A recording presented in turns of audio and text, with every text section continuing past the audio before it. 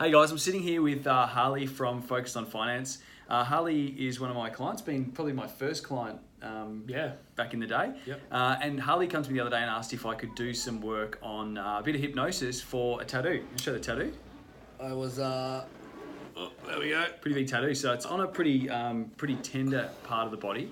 And we wanted to do some pain relief hypnosis and anesthesia. And for anyone who doesn't know, for about back in the 1760s, a guy by the name of Mesmer was doing a bit of this work. Another couple of guys after that picked this work up in Europe, and not long after that they found chloroform.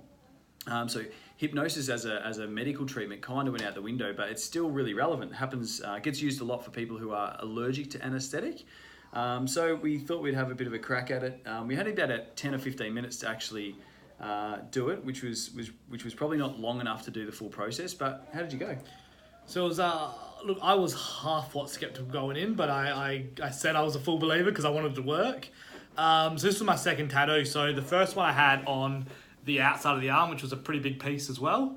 The next one being the inside of the arm is, outside of the arm is considered to be probably one of the easier places to get a tattoo, whereas the inside of the upper arm is probably one of the worst places to get a tattoo because of the soft skin.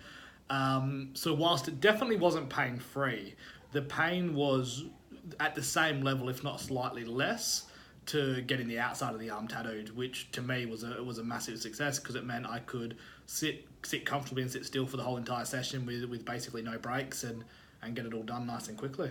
And so one of the suggestions that we put in was every time you hear the buzz of the gun, you'll go deeper relaxed. What happened? Yeah, so I actually nearly fell asleep a couple of times. And as I said, it wasn't entirely pain-free, so every time there'd be a slight jolt that would wake me back up.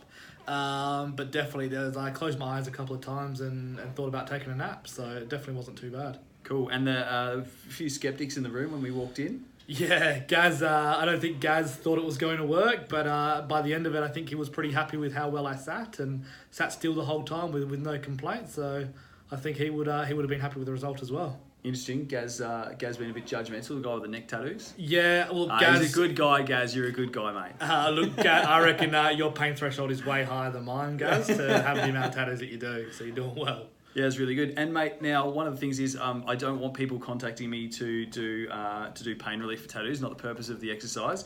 We're here to talk about how powerful hypnosis can be, because as a trainer, that's what I want to mostly do. But your wife's booked in for the course, so people could give Nikki a call, hey? She is. So Nicole is already an NLP practitioner, but she is doing, what is it, the Master Hypnosis course? She's doing, hypnosis for pain control. Yeah? Cool, so hypnosis for pain control. So she'll be fully qualified in that, as well as the NLP stuff in January. And you can look out for her business soon, which is Focused on Wellbeing. And she, look, I don't know where, I have no idea where she got the Focused on name came from. She definitely came up with that by herself. But yeah, look out for her business page on Facebook, and she will be doing a fair bit of hypnosis work. Good stuff. Thanks, mate. No worries. Thanks, Justin. Cheers. Happy with that.